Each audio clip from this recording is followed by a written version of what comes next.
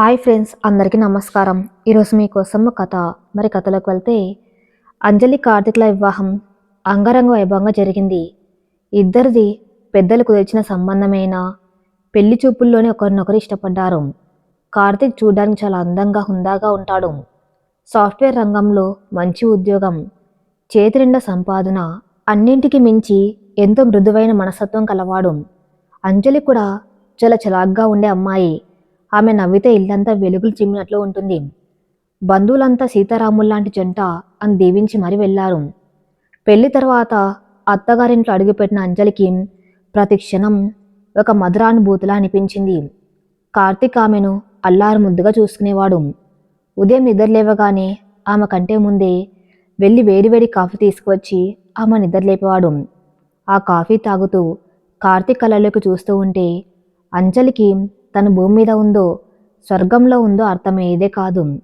వంటగదిలో అంజలికి సహాయం చేయటం, ఆమెకిష్టమైనవి వండి పెట్టడం, సెలవు రోజుల్లో ఆమెను షాపింగ్కి, సినిమాలకి తీసుకెళ్ళడం, ఇలా పగలు మొత్తం కార్తీక్ ఒక ఆదర్శవంతమైన భర్తలా ప్రవర్తించేవాడు. అంజలి స్నేహితులు కూడా, నీకెంత మంచి భర్త దొరికాడంజలి, నువ్వు చాలా అదృష్టవంతురాలివి అని అనేవారు. ఆ మాటలు విన్నప్పుడు అంజలి మనసు గర్వంతో ఉప్పొంగిపోయేది. కానీ ఆ సంతోషం సూర్యుడు ఉన్నంత వరకే అని ఆమెకు అప్పుడే తెలియదు. పగలు పారదర్శకంగా కనిపించే కార్తీక్ ప్రేమ చీకటి పడగానే అంతు చిక్కని రహస్యంగా మారిపోయేది. వారి శోభనం రాత్రి గదంతా పూలతో అలంకరించి ఉంది. అంజలి పాలు గ్లాస్ పట్టుకుని గుండెల్లో 1000 వయోలిన్స్ మోగుతుండగా గదిలోకి అడుగుపెట్టింది. కార్తీక్ మంచం మీద కూర్చుని ఉన్నాడు. ఆమె అతడి పక్కన కూర్చుని సిగ్గుతో తలదించుకుంది. కానీ కార్తీక్ ఆమెను దగ్గరికి తీసుకోలేదు. కనీసం ఆమె కళ్ళలోకి సరిగ్గా చూడలేదు. అంజలి, ఆఫీసులో ఒక అర్జెంట్ ప్రాజెక్టు డెడ్లైన్ ఉంది. క్లయింట్స్ అమెరికాలో ఉంటారు కాబట్టి ఇప్పుడు వాళ్ళతో మీటింగ్ ఉంది. నువ్వు పడుకో, నేను ల్యాప్టాప్ తీసుకొని స్టడీ రూమ్కి వెళ్తానని చెప్పి ఆమె సమాధానం కోసం కూడా ఎదురు చూడకుండా గదిలోంచి బయటకు వెళ్ళిపోయాడు. అంజలికి ఏడుపు రాలేదు, కానీ గుండెలో ఏదో తెలియని భారం. పోనీలే, పని ఒత్తిడి కాబోలు అని తన్ను తాను సముదాయించుకుంది. కానీ ఆ ఒక్క రాత్రితో ఆ కథ ముగియలేదు. అది ఒక దినచర్యగా మారిపోయింది.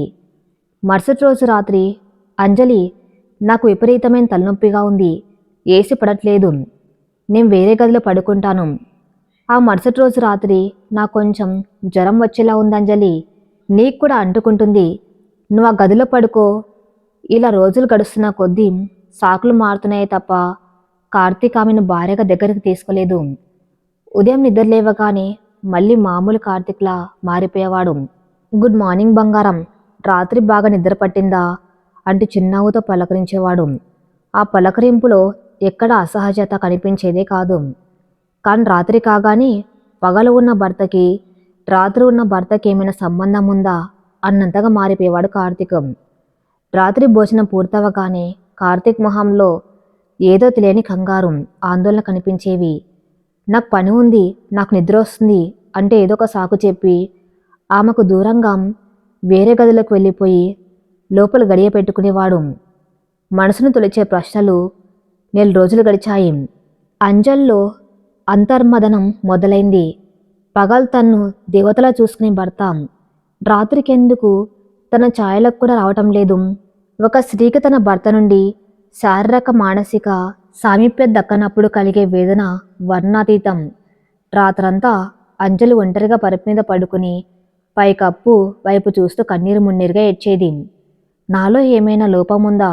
నేను అందంగా లేనా? నా స్పర్శ అతనికి ఇష్టం లేదా? ఇలాంటి వందలాది ప్రశ్నలు ఆమెను నిద్రపోనిచ్చేవే కాదు. అద్దం ముందు నిలబడి తన్ను తాను చూసుకొని కుమిలిపోయేది. పెళ్ళైన కొత్తలో ప్రతి భార్యాభర్తలు ఎంతో అన్యోన్యంగా, శృంగారభరితంగా ఉంటారు. కానీ తన జీవితంలో ఆ మధురమైన ఘట్టం ఎందుకు లోపించింది? ఒకరోజు ఆదివారం కార్తీక్ అంజలిని లాంగ్ డ్రైవ్కి తీసుకెళ్లాడు. సాయంత్రం ఒక అందమైన రెస్టారెంట్లో క్యాండిల్ లైట్ డిన్నర్. ఆ రోజంతా కార్తీక్ ఆమె చేతిని వదల్లేదు. కళ్ళల్లో కళ్ళు పెట్టి చూస్తూ ఎన్నో కబుర్లు చెప్పాడు. అంజలి మనసు గాల్లో తేలిపోయింది. కార్తీక్ నావాడు, ఈరోజు రాత్రి మా మధ్య ఉన్న దూరం ఖచ్చితంగా చెరిగిపోతుంది అని ఆమె బలంగా నమ్మింది. ఇద్దరు నవ్వుకుంటూ ఇంటికి చేరుకున్నారు.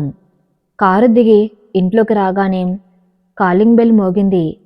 కార్తీక్ వెళ్ళి తలుపు తీశాడు. బయట ఎవ్వరు తలుపు వేసి వెనక్కి తిరిగిన కార్తీక్ మొహంలో రంగులు మారిపోయాయి. అంజలి ఎంతో ఆశగా అతని దగ్గరికి వెళ్ళి భుజం మీద చేయి వేసింది. ఒక్కసారిగా ఉలిక్కిపడిన కార్తీక్ ఆమె చేతిని విదిలించుకున్నాడు. అంజలి, నేను కొంచెం అలసిపోయాను. గుడ్ నైట్ అంటూ వేగంగా తన గదిలోకి వెళ్ళి తలుపు వేసుకున్నాడు. అంజలి గుండె పగిలినంత పనైంది.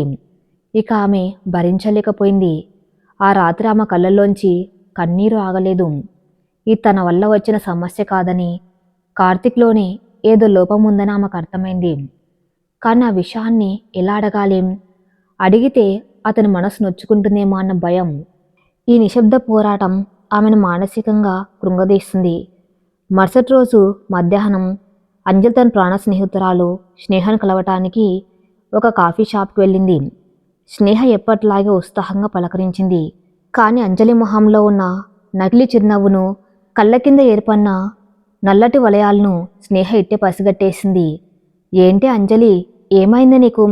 పెళ్ళైన కొత్తలో పెళ్లికూతురు మొహం వెలిగిపోవాలి, కానీ నీ మొహం ఏంటి ఇలా పాలిపోయి ఉంది?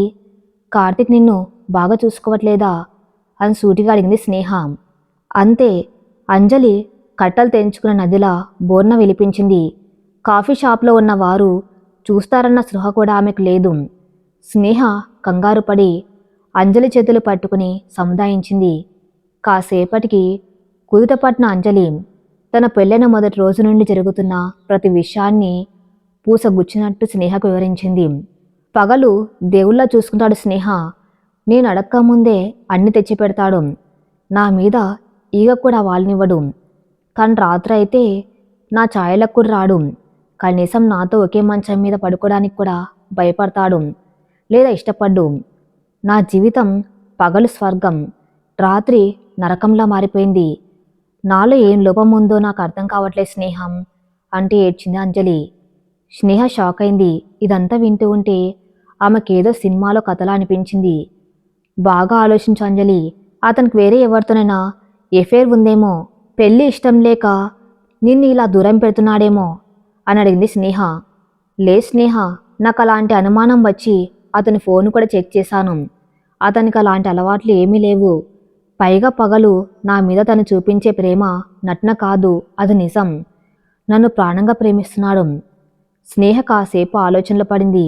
అలా అయితే ఇది ఖచ్చితంగా ఏదో శారీరక లేదా మానసిక సమస్య అయి ఉంటుందంజలి. కొంతమంది అబ్బాయిలకు శృంగారం పట్ల తెలియని భయం ఉంటుంది, లేదా శారీరకంగా ఏదైనా లోపం ఉండి ఆ విషయం నీకు చెప్పలేక తన పరువు పోతుందేమో అన్న భయంతో ఇలా ప్రవర్తిస్తూ ఉండొచ్చు. మరి నేనేం చేయాలి స్నేహ? ఇలాగే జీవితాంతం బతకలేను కదా.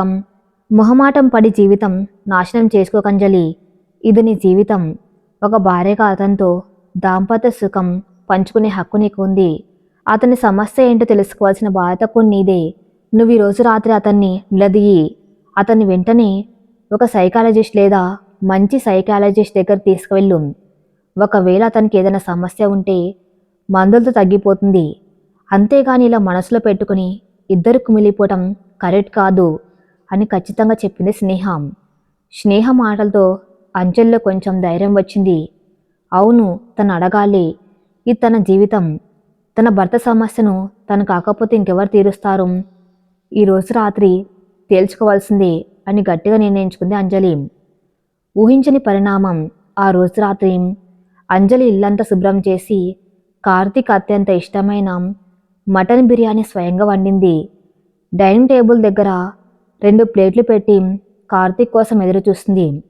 రాత్రి 8 గంటలకు కార్తీక్ ఆఫీస్ నుండి వచ్చాడు. వస్తూనే అబ్బా ఇల్లంతా గుబాలిస్తుంది, నా ఫేవరెట్ వండావా ఏంటి అంజలి అంటూ సంతోషంగా వచ్చి డైనింగ్ టేబుల్ దగ్గర కూర్చున్నాడు. ఇద్దరు భోజనం చేస్తున్నారు. కార్తీక్ చాలా సంతోషంగా ఉన్నాడు. బిర్యానీ రుచిని మెచ్చుకుంటూ తింటున్నాడు. అంజలి అతన్ని గమనిస్తుంది. తన మనసులోని మాటను ఎలా చెప్పాలా అని మాటలు కూడగట్టుకుంటుంది. భోజనం సగం పూర్తయ్యాక అంజలి నెమ్మదిగా గొంతు సవరించుకుంది.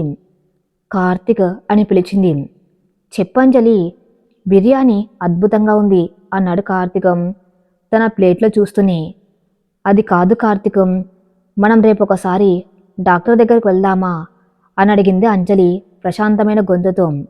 ఆ మాట వినగానే కార్తీక్ చేతిలోని మటన్ ముక్క ప్లేట్లో పడిపోయింది. అతను తల ఎత్తి అంజలి వైపు చూశాడు. ఎందుకు అంజలి, నీకేమైనా బాలేదా? ఫీవర్గా ఉందా? ఇప్పుడే వెళ్దాం పదా అంటూ కంగారుగా చేతులు కడుక్కోవడానికి లేవబోయాడు.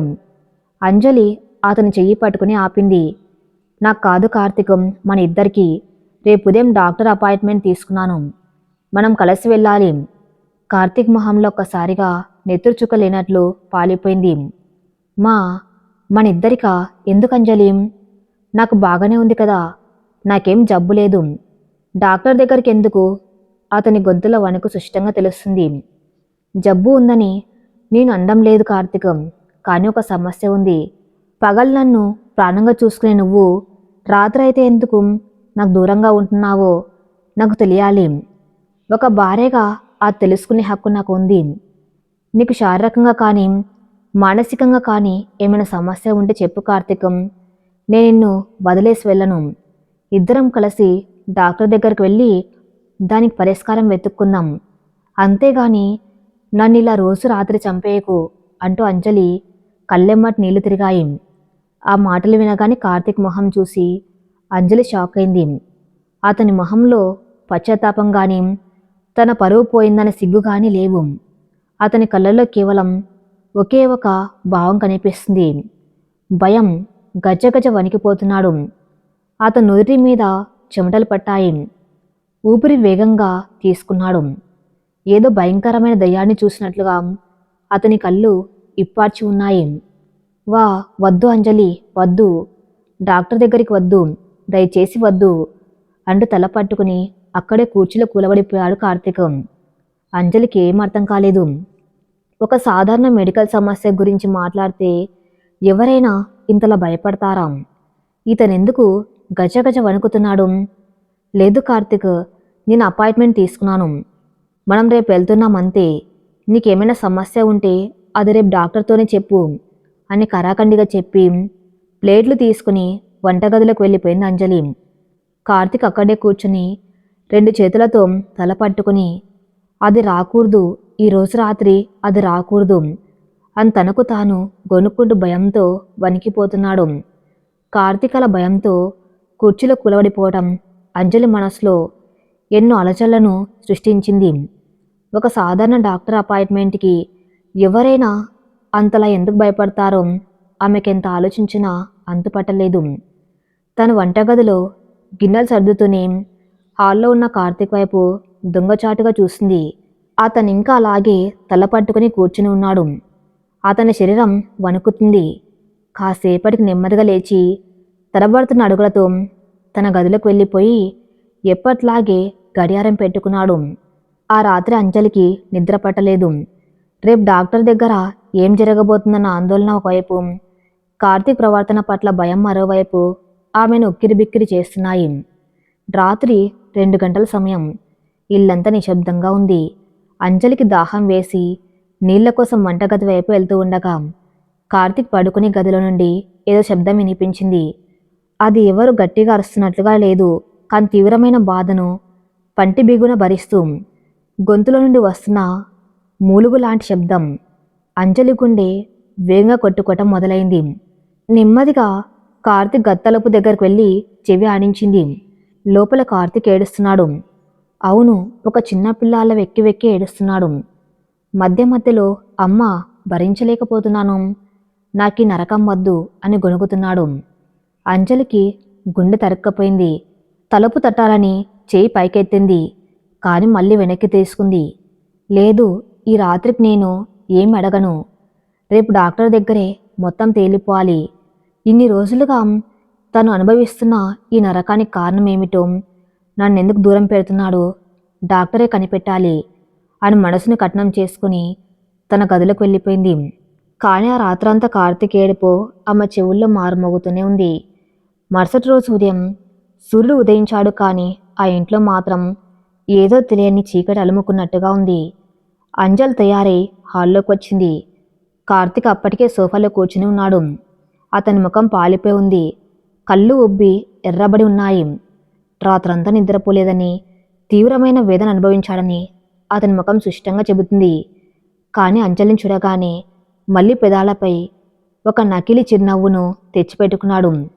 గుడ్ మార్నింగ్ అంజలి, కాఫీ కావాలా అని అడిగాడు ఎప్పట్లాగే తన పగటిపూట పాత్రలోకి పరకాయ ప్రవేశం చేస్తూ. వద్దు కార్తీక్, టైం అవుతుంది, మనం బయలుదేరాలి అని కరాఖండిగా చెప్పింది అంజలి. కార్తీక్ మొహంలో మళ్ళీ భయం. అంజలి ప్లీజ్, నా మాట విను, మనకి డాక్టర్ అవసరం లేదు. నేను మారతాను. ఈరోజు రాత్రి నుండి నేను నీతో పాటే ఉంటాను. ప్లీజ్ అంజలి, నన్ను డాక్టర్ దగ్గరికి తీసుకెళ్ళొద్దు అంటూ బతిమలాడాడు. అతని గొంతులో ప్రాధేయపడ్డం ఉంది. కానీ అంజలి మనసు కరగలేదు. రాత్రి తను విన్న ఆ మూలుగులు, ఆ ఏడుపు ఆమెను ఇంకా భయపెడుతూనే ఉన్నాయి. లేదు కార్తిక్, ఇది కేవలం మన మధ్య దూరం గురించిన సమస్య కాదు. నువ్వు రాత్రిపూట పడుతున్న బాధను నేను విన్నాను. నీలో ఏదో తీవ్రమైన సమస్య ఉంది. అది డాక్టర్కి చూపించాల్సిందే. కారు తాళాలు తీసుకో అని ఆర్డర్ వేస్తున్నట్టుగా చెప్పింది. కార్తిక్ చేసేది లేక తలదించుకుని కారు తాళాలు తీసుకున్నాడు. కారులో ప్రయాణం అంత నిశ్శబ్దంగానే సాగింది. డాక్టర్ విద్యాసాగర్ క్లినిక్ ముందు కారు ఆగింది. డాక్టర్ విద్యాసాగర్ నగరంలోని పేరున్న సైకాలజిస్ట్ మరియు సైకాలజిస్టు. శారీరక మానసిక సమస్యల మధ్య ఉన్న సంబంధాన్ని విశ్లేషించి చికిత్స చేయటంలో ఆయనకు మంచి పేరుంది. క్లినిక్ లోపలికి అడుగు పెడుతూ ఉన్నప్పుడు కార్తిక్ కాళ్ళు వణుకుతున్నాయి.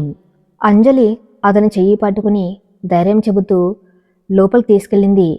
రిసెప్షనిస్ట్ వాళ్ళ పేరు పిలవగానే ఇద్దరు డాక్టర్ విద్యాసాగర్ క్యాబిన్లోకి వెళ్లారు. డాక్టర్ చాలా ప్రశాంతంగా చిరునవ్వుతో వారిని ఆహ్వానించాడు. కూర్చోండి, చెప్పండి అంజలి గారు, ఏంటి మీ సమస్య?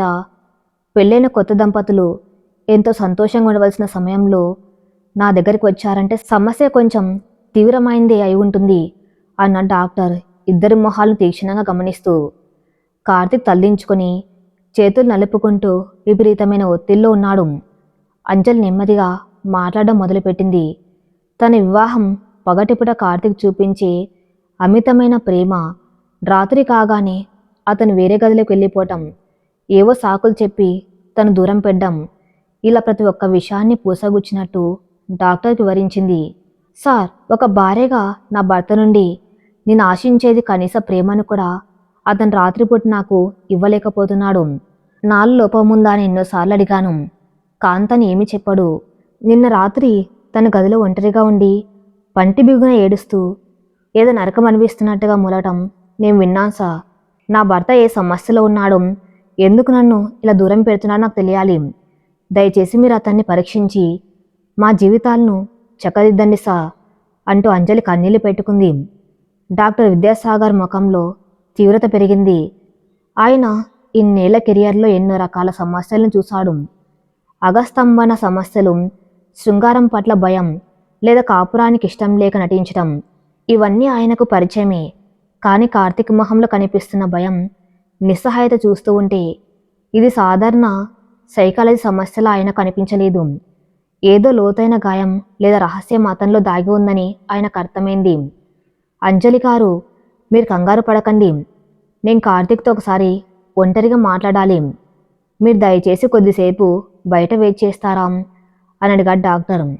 అంజల్ తల ఊపి కళ్ళు తుడుచుకుంటూ క్యాబిన్ బయటకు వెళ్ళి తలుపు వేసింది. గదిలో ఇప్పుడు డాక్టర్ విద్యాసాగర్, కార్తీక్ మాత్రమే ఉన్నారు. ఏసీ నడుస్తున్నా కూడా కార్తీక్ నుదుటి మీద చెమటలు పడుతున్నాయి. చేతులు ఇంకా వణుకుతూనే ఉన్నాయి. డాక్టర్ కుర్చీలో ముందుకు వంగి కార్తీక్ కళ్ళల్లోకి సూటిగా చూశాడు. కార్తీక్, ఇక నువ్వు దేనికి భయపడవలసిన అవసరం లేదు. నేను డాక్టర్ని. నీకు నాకు మధ్య జరిగే ఈ సంభాషణ ఎప్పటికీ బయటికి వెళ్ళదు. నీ సమస్య ఏంటి? నీకు శారీరకంగా ఏమైనా ఇబ్బంది ఉందా? అంటే శృంగారంలో పాల్గొనలేని అసమర్థత ఏమైనా ఉందా? సిగ్గుపడకుండా చెప్పు. దానికెన్నో ఆధునిక వైద్య విధానాలు అందుబాటులో ఉన్నాయి అని చాలా మృదువుగా అడిగాడు. కార్తీక్ తల అడ్డంగా ఊపాడు. లేసా, నా శరీరంలో అలాంటి లోపం ఏమీ లేదు. నేను పూర్తి ఆరోగ్యవంతులైన మగవాణ్ణి. డాక్టర్ కనుబొమ్మలు ముడిపడ్డాయి. మరి ఇంకేంటి సమస్య? వేరే అమ్మాయితో ఏమైనా సంబంధం ఉందా? అంజలి అంటే ఇష్టం లేదా? లేనే లేదు సార్. అంజలి అంటే నాకు ప్రాణం. నా జీవితంలో నేను మొదటిసారిగా చివరిసారిగా ప్రేమించిన అమ్మాయి అంజలి మాత్రమే. తన్ని చూస్తే నా గుండె సంతోషంతో నిండిపోతుంది. తన చిరునవ్వు కోసమే నేను బతుకుతున్నాను అంటే కార్తీక్ గొంతు బొంగిరిపోయింది. కళ్ళల్లో కన్నీళ్లు సుళ్ళు తిరుగుతున్నాయి. మరి ప్రాణంగా ప్రేమించే భార్యను రాత్రి ఎందుకు దూరం పెడుతున్నావు కార్తీకం? అంజలి చెప్పినట్లు రాత్రిపూట ఎందుకు ఒంటరికి ఏడుస్తున్నావు? అసలు నీ సమస్య ఏంటి? నిజం చెప్పు కార్తీక్. నువ్వు చెప్పకపోతే నేను మీకు ఎలాంటి సహాయం చేయలేను అని గట్టిగా అడిగాడు డాక్టర్. కార్తీక్ కుర్చీలో నుండి లేచి నిస్సహాయంగా గదిలో అటు ఇటు పాచర్లు చేశాడు. అతని కళ్ళలో నుండి కన్నీళ్లు ధారగా కారుతున్నాయి. 2 చేతులతో ముఖం కప్పుకొని వెక్కి వెక్కి ఏడవటం మొదలుపెట్టాడు. సా, నా భార్యకు దూరంగా ఉండటం నాకిష్టముండి చేస్తున్నది కాస్తా. నా కర్మ, నా దురదృష్టం. నేను అనుభవిస్తున్న నరకం ఎవరికి రాకూడదు సా. నేను ఆ విషయం నా భార్యకు చెబితే ఆమె తట్టుకోలేదని, ఆమె జీవితం నాశనం అవుతుందని నేను ఈ నరకాన్ని ఒంటరిగా భరిస్తున్నాను. డాక్టర్ విద్యాసాగర్ కుర్చీలో నుండి లేచి వచ్చి కార్తీక్ భుజం పట్టుకున్నాడు. ఏంటి కార్తీక్ ఆ రహస్యం? ఏం జరిగిందో సుష్టంగా చెప్పు. కార్తీక్ కళ్ళు తెరుచుకొని డాక్టర్ వైపు చూస్తూ తన చీకటి రహస్యాన్ని బయటపెట్టాడు.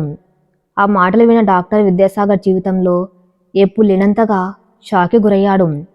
సా, నాకు అడ్వాన్స్డ్ స్టేజ్ మల్టిపుల్ మైలోమా ఈ చివరి దశకు చేరుకుంది. క్యాన్సర్ కణాలు నా ఎముకలు వెన్నెముక మొత్తాన్ని తినేస్తున్నాయి అని చెప్పాడు కార్తీక్ గుటక మింగుతూ.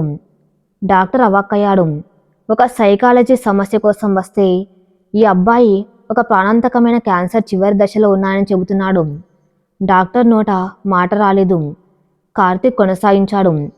గత 8 నెలలుగా నేను ట్రీట్మెంట్ తీసుకున్నాను సార్. కీమోథెరపీలు అన్నీ విఫలమయ్యాయి. డాక్టర్లు చేతులెత్తేశారు. నేను బతికేది మహా అయితే ఇంకో 2 లేదా 3 నెలలు మాత్రమే సార్. నా ఆయుష్ అయిపోయింది.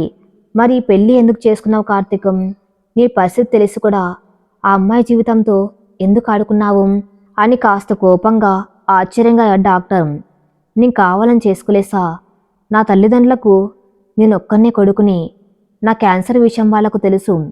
నేను ఎలాగో చనిపోతానని వాళ్లకు తెలుసు. కానీ చనిపోయేలోపు నాకు పెళ్లి చేసి కనీసం నా చివరి రోజుల్లో నన్ను ఒక పెళ్లి కొడుక్క చూడాలని మా అమ్మ పట్టుబట్టింసా. నా పరిస్థితి చెప్పి ఎవరు పిల్లనివ్వరు కాబట్టి మా వాళ్ళు ఈ క్యాన్సర్ విషయాన్ని దాచిపెట్టి అంజలి వాళ్ళ సంబంధం కుదిర్చారు. నీం వద్దు అని ఎంత మొత్తుకున్నాం. నా ప్రాణం పోయాక చేసుకోరాం అని మా అమ్మ ఎమోషనల్ బ్లాక్మెయిల్ చేసింది. సరే, వాళ్ళ సంతోషం కోసం ఒక త్యాగం చేద్దాం అని ఒప్పుకున్నాను. నా ఉద్దేశం ఏంటంటే పెళ్లి జరిగిన కొన్ని రోజులకే నా ఆరోగ్యం క్షీణిస్తుందని, అప్పుడు క్యాన్సర్ విషయం అంజలికి చెప్పి ఆమె నొప్పించి విడాకులు ఇచ్చేసి పంపించేద్దాం అనుకున్నాను. కానీ నా కర్మస పెళ్లి చూపుల్లో అంజలిని చూడగానే నా ప్రాణం లేసి వచ్చినట్లు అనిపించింది. ఆమె నవ్వు, ఆమె అమాయకత్వం నన్ను కట్టిపడేశాయి.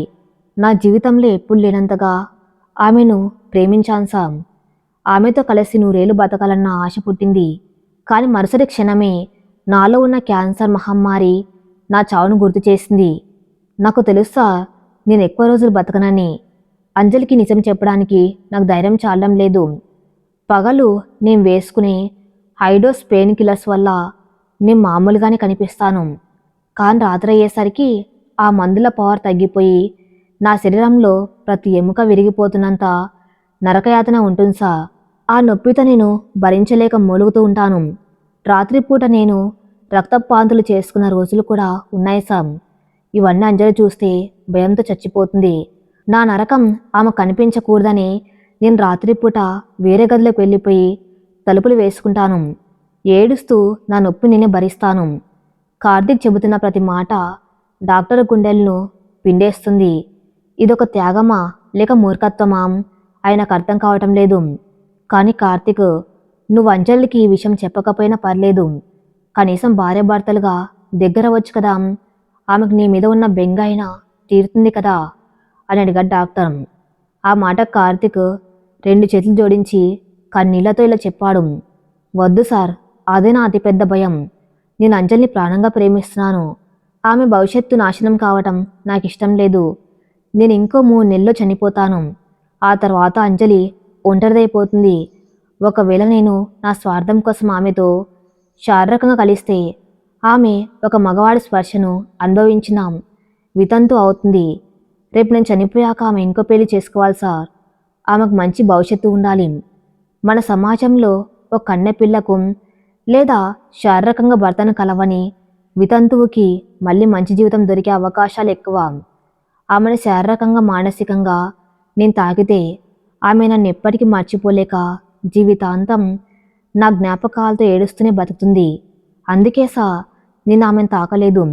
నా భార్యకి నేను ఒక మచ్చలేని పవిత్రమైన జీవితాన్ని బహుమతిగా ఇచ్చి వెళ్ళిపోవాలనుకున్నాను.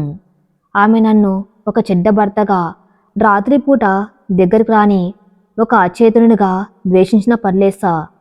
కానీ నేను పోయాక ఆమె వేరే వారితో సంతోషంగా కొత్త జీవితం ప్రారంభించాలి. ఇదే నా కోరిక. అందుకే నేను ఈ నరకాన్ని ఒంటరిగా భరిస్తూ ఆమెకు దూరంగా ఉంటున్నాను. కార్తిక్ చెప్పిన నిజం విన్న తర్వాత డాక్టర్ విద్యాసాగర్ క్యాబిన్లో నిశ్శబ్దం ఆవరించింది. ఎన్నో ఏళ్లుగా డాక్టర్గా ఉన్న ఆయన కళ్ళల్లో మొదటిసారి కన్నీళ్లు తిరిగాయి. తన ప్రాణం పోతుందని తెలిసి కూడా తన భార్య భవిష్యత్తు కోసం ఇంత నరకాన్ని ప్రతి రాత్రి ఒంటరిగా అనుభవిస్తున్న యువకుని చూసి ఆయన హృదయం ద్రవించిపోయింది. ఒకవైపు కొడుకును ఎలాగైనా పెళ్లి పీటలెక్కించాలని చూసిన తల్లిదండ్రుల స్వార్థం, మరోవైపు భర్త ప్రేమ కోసం పరితపిస్తూ లోపం ఎవరిదో తెలియక కుమిలిపోతున్న ఒక అమాయక భార్య, ఇంకోవైపు తన భార్య వేరే వ్యక్తితోనైనా సంతోషంగా బతకాలని తన చావును నొప్పిని పంటి బిగువున భరిస్తున్న ఒక భర్త. డాక్టర్ కుర్చీలో నుండి లేచి వెళ్ళి కార్తీక్ని గట్టిగా ఆలింగనం చేసుకున్నాడు. కార్తీక్, నువ్వు చేసిన పని సమాజం దృష్టిలో తప్పు కావచ్చు, మోసం కావచ్చు, కానీ నీ ప్రేమ మాత్రం చాలా స్వచ్ఛమైంది. కానీ కార్తీక్, ఈ నిజాన్ని అంజలికి దాచడం ఆమెకు నువ్వు చేస్తున్న అతిపెద్ద ద్రోహం. ఆమె ఒక భార్య. నీ చివరి రోజుల్లో నీకు సేవ చేసే హక్కు ఆమెకు ఉంది. ఆమె భర్త బతుకున్న కొన్ని రోజులైనా ఆమెకు ఆ సంతోషాన్ని ఇవ్వాల్సిన బాధ నీది. కార్తీక్ కన్నీళ్లతో అడ్డు చెబుతూ, వద్దు తను తట్టుకోలేదన్నాడు. లేదు కార్తీక్, ఇది ఇక్కడితో ఆగిపోకూడదు. ఆమెకు నిజం తెలియాల్సిందే అని కఠినంగా చెప్పిన డాక్టర్ డెస్క్ మీద ఉన్న బెల్ కొట్టాడు. లోపలికి వచ్చిన అటెండర్తో, బయట ఉన్న అంజలి గారిని లోపలికి పంపించు అని చెప్పాడు డాక్టర్. కార్తీక్ భయంతో అక్కడే కుప్పగొలిపాడు. కాసేపట్లో తలుపు తీసుకుని అంజలి లోపలికి వచ్చింది. ఆమె కళ్ళు ఆశగా డాక్టర్ వైపు చూస్తున్నాయి. తన భర్త సమస్య ఏంటో, దానికి మందు దొరికిందేమో అని చిన్న ఆశ ఆ కళ్ళల్లో ఉంది. కానీ లోపల కార్తీక్ కింద కూర్చుని ఏడుస్తుండటం, డాక్టర్ కళ్ళల్లో నీళ్లు ఉండటం చూసి అంజలికి ఏదో కీడు శంకించింది. అంజలి గారు, కూర్చోండి. కార్తీక్ గురించి మీరు తెలుసుకోవాల్సిన ఓ కఠోరమైన నిజముంది. అది విన్నాక మీ గుండె బద్దలవుతుంది. కానీ మీరు వినక తప్పదు అని గొంతు సవరించుకున్న డాక్టర్ విద్యాసాగరం. అంజలి గుండె లయ తప్పింది. ప్రాణాలు అరిచేతులు పెట్టుకుని డాక్టర్ చెప్పబోయే ఆ చేదు నిజం కోసం ఎదురు చూస్తుంది. డాక్టర్ విద్యాసాగర్ క్యాబిన్లో నిశ్శబ్దం రాచిమేలుతుంది. ఏసి చల్లగాలి కూడా అంజలికి ఉక్కపోతగా అనిపిస్తుంది. కింద కూలబడి 2 చేతులతో ముఖం కప్పుకుని ఏడుస్తున్న తన భర్త కార్తీక్ని చూసి అంజలి గుండెల్లో ఎన్నో తెలియని భయాలు సుళ్ళు తిరుగుతున్నాయి. డాక్టర్ కళ్ళల్లో ఉన్న తీవ్రత, కన్నీటి ఛాయలు చూస్తూ ఉంటే తను వినబోయే నిజం తన జీవితాన్ని శాశ్వతంగా మార్చబోతుందని ఆమెకు అర్థమైంది. అంజలి గారు, మీరు చాలా ధైర్యంగా ఉండాలి. ఇది మీ దాంపత్య జీవితానికి సంబంధించిన సమస్య కాదు, మీ భర్త ప్రాణానికి సంబంధించిన సమస్య అని డాక్టర్ నెమ్మదిగా చెప్పడం ప్రారంభించాడు. అంజలి కూర్చులో గట్టిగా చేతులు పట్టుకుని ఊపిరి బిగపట్టి వింటుంది. కార్తీక్కి ఎలాంటి మానసిక లేదా శారీరక లోపాలు లేవు. అతనికి ఉన్న ఒకే ఒక్క లోపం అతని తలరాత. కార్తీక్ మల్టిపుల్ మైలోమా అనే ఎముకల క్యాన్సర్ చివరి దశలో ఉన్నాడు. క్యాన్సర్ కణాలు అతని శరీరం అంతా, ముఖ్యంగా వెన్నుముకకు వ్యాపించాయి. వైద్య పరిభాషలో చెప్పాలంటే అతని ఆయుష్ ఇంకో 2 లేదా 3 నెలలు మాత్రమే. ఈ మాటలు వినగానే అంజలికి ప్రపంచం గిరున తిరిగినట్లు అనిపించింది. చెవుల్లో ఎవరో బాంబులు పేల్చినట్లు భయంకరమైన శబ్దం. కళ్ళ ముందు చీకట్లు కమ్ముకున్నాయి. క్యాన్సర్ చివరి దశ, 2 నెలలు. ఈ పదాలు ఆమె మెదల్లో పదే పదే ప్రధ్వనిస్తున్నాయి. ఆమె గొంతులో నుండి మాట రాలేదు. కనీసం ఏడటానికి కన్నీళ్లు కూడా రాలేదు. ఒక వింతైన స్తబ్దత ఆమెను ఆవరించింది. డాక్టర్, మీరేమంటున్నారు? నా భర్త పగలెంత ఆరోగ్యంగా ఉంటాడో మీకు తెలుసా? నాతో నవ్వుతూ మాట్లాడతాడు, కార్ డ్రైవ్ చేస్తాడు, అన్నీ చేస్తాడు. మీరేదో పొరబడుతున్నారు సార్ అని అంజలి వణుకుతున్న గొంతు ఒక పిచ్చి ఆశతో అడిగింది. డాక్టర్ నిట్టూర్చాడు. అది ఆరోగ్యంగా ఉండటం కాదంజలి, కేవలం హైడోస్ పెయిన్ కిల్లర్స్ ఇచ్చే తాత్కాలిక ఉపశమనం. పగలు మందుల ప్రభావంతో అతను మామూలుగానే కనిపిస్తాడు. కానీ రాత్రి అయ్యేసరికి ఆ మందుల పవర్ తగ్గిపోయి అతని శరీరంలోని ప్రతి ఎముక విరిగిపోతున్నంత నరకయాతన మొదలవుతుంది. ఆ క్యాన్సర్ నొప్పిని భరించలేక రాత్రంతా పంటి బిగువున ఒంటరిగా ఏడుస్తూ గడుపుతున్నాడు. ప్రేమ వెనుక ఉన్న త్యాగం అంజలికిప్పుడు ప్రతి రాత్రి తను విన్న ఆ మూలుగులు, ఆ ఏడుపులు గుర్తుకు వచ్చాయి.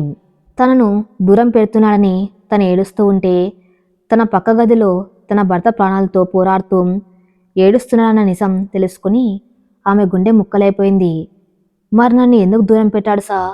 అతనికి ఆ జబ్బు ఉంటే నా దగ్గర పడుకోవచ్చు కదా, నేను అతనికి సేవ చేసేదాన్ని కదా అని వెక్కి వెక్కి ఏడుస్తూ అడిగింది అంజలి. అక్కడే ఉంది అంజలి, కార్తీక్ నీ మీద పెంచుకున్న అమితమైన ప్రేమ. వాళ్ళ తల్లిదండ్రులు స్వార్థంతో ఈ నిజం దాచిపెట్టి నీకు పెళ్లి చేశారు. కార్తీక్ నిన్ను మోసం చేసి విడాకులు ఇద్దామనుకున్నాడు. కానీ నిన్ను చూడగానే ప్రాణంగా ప్రేమించాడు. తను ఇంకో 3 నెలలు చనిపోతాడని అతనికి తెలుసు. తను చనిపోయాక నువ్వు ఒంటరివి కాకూడదని, నువ్వు వేరే పెళ్లి చేసుకొని సంతోషంగా బతకాలని అతడు కోరుకున్నాడు. ఒకవేళ తను నీతో భార్యాభర్తల బంధం నేర్పితే రేపు సమాజంలో నువ్వు వితంతు అనిపించుకుంటావు. నీకు మళ్ళీ మంచి జీవితం దొరకదేమో అన్న భయం ఒకవైపు. అతను శారీరకంగా తాకితే తన జ్ఞాపకాలను నువ్వు జీవితాంతం మర్చిపోలేవని, తన కోసం ఏడుస్తూ జీవితం నాశనం చేసుకుంటావని ఇంకోవైపు భయపడ్డాడు. అందుకే నీకు ఒక మచ్చలేని పవిత్రమైన భవిష్యత్తునివ్వటం కోసం తన ప్రాణం పోయే నరకాన్ని ఒంటరిగా అనుభవించాడు. నేను తాకకుండా దూరం పెట్టాడు. ఇది అతని మూర్ఖత్వం కావచ్చు, కానీ దాని వెనక ఉన్నది నీ మీద అతనికి ఉన్న స్వచ్ఛమైన ప్రేమ అని డాక్టర్ వివరించాడు. డాక్టర్ చెప్పిన మాటలు విన్నాక అంజలిక కుర్చీలో కూర్చోలేకపోయింది. కింద కూర్చుని భయంతో వణికిపోతున్న కార్తీక్ దగ్గరికి వెళ్ళి అతని 2 భుజాలు పట్టుకుని గట్టిగా కుదిపేసింది. ఏం చేశావు కార్తీక్? ఏం చేశావు? నా భవిష్యత్తు గురించి నిర్ణయించడానికి నువ్వెవరు? నా సంతోషం నువ్వు చనిపోయాక వేరే వాడు దొరుకుతుందని ఎలా అనుకున్నావు?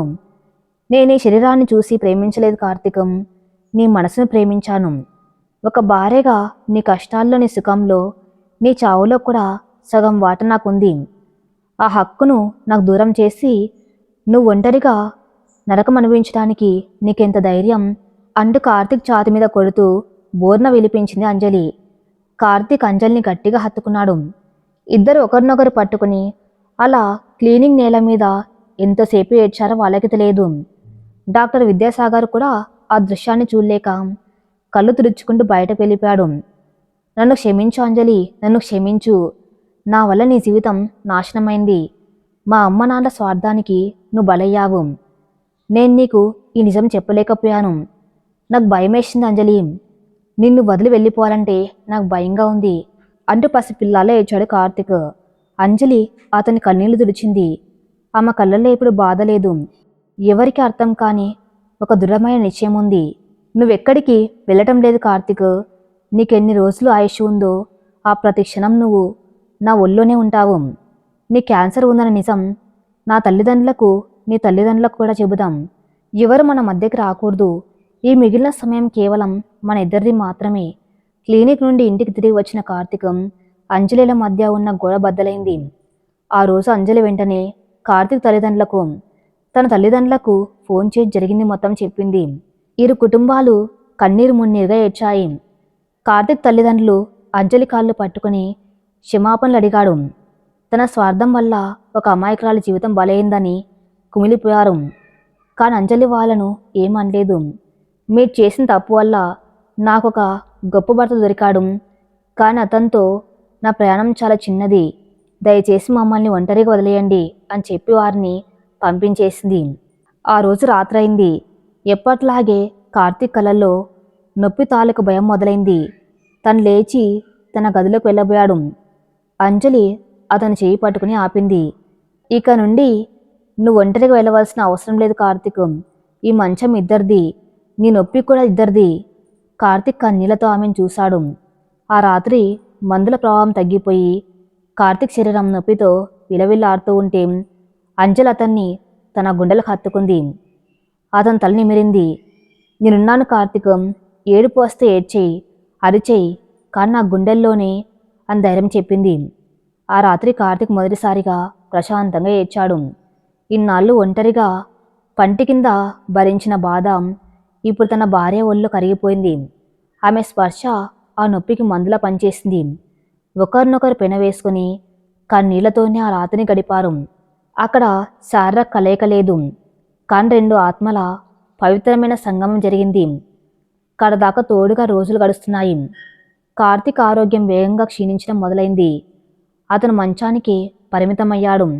అంజలి ఆఫీస్ సెలవు పెట్టి రాత్రింబవళ్ళు అతను సేవ చేయడం ప్రారంభించింది. స్వయంగా వాంతిపల్లెం పట్టుకునేది, అతను స్నానం చేయించేది, గోరు ముద్దలు తినిపించేది. పగలు రాత్రి అని తేడా లేకుండా కార్తీక్ ఎప్పుడు కళ్ళు తెరిచినా అంజలి చిరునవ్వుతో అతని పక్కనే ఉండేది. ఆ సమయంలో వారిద్దరూ ఎన్నో కబుర్లు చెప్పుకున్నారు. పెళ్లికి ముందు వాళ్ళ జీవితాలు, వాళ్ళ కలలు, వాళ్ళ కష్టాలు అన్నీ పంచుకున్నారు. కార్తీక్ తనకు ఉన్న కొద్దిపాటి సమయంలోనే అంజలికి ప్రపంచంలో ఉన్న ప్రేమ అంతా ఇవ్వాలని ప్రయత్నించాడు. అంజలి కూడా తన ప్రతి శ్వాస కార్తీక్ కోసమే అన్నట్టుగా బతికింది.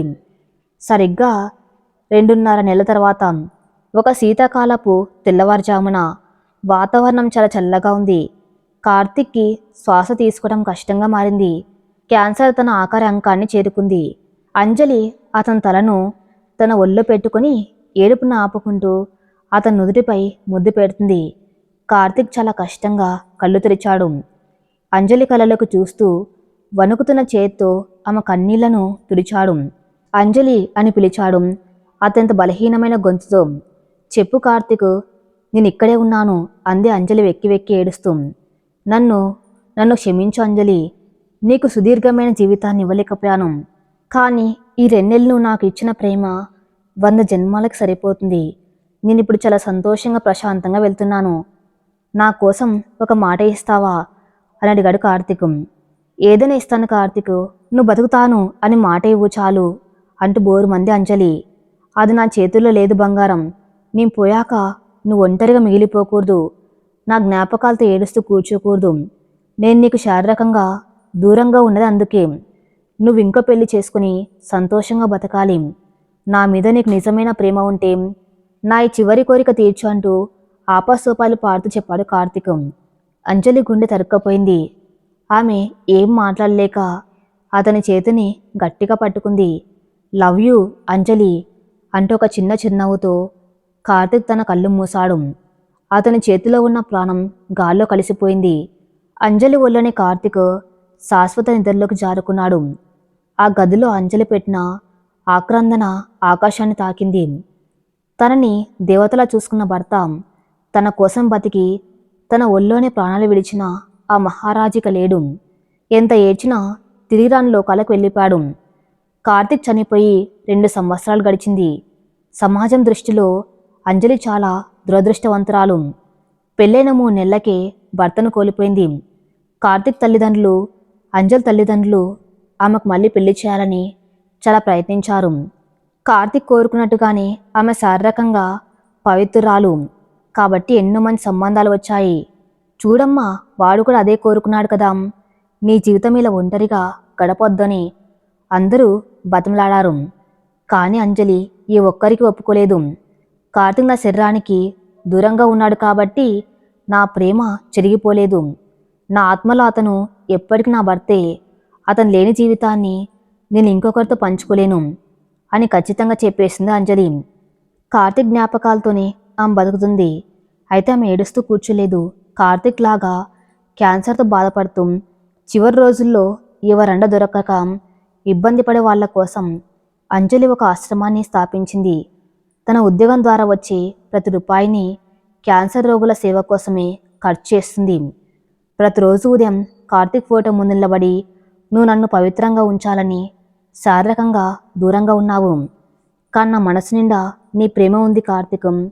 నువ్వు లేకపోయినా నీ పేరు మీద నేను చేస్తున్న సేవలు నువ్వెప్పటికీ బతికి ఉంటావు అని నవ్వుతూ చెబుతుంది. నిజమైన ప్రేమ అంటే కష్టాలు చావులో కూడా తోడుగా నిలబడ్డమే అని అంజలి తన జీవితం ద్వారా నిరూపించింది. ఈ కథ ఇంతటితో సమాప్తం. మరిన్ని మంచి స్టోరీస్ కోసం నా ఛానల్ని ఫాలో అవుతూనండి. Thank you for listening.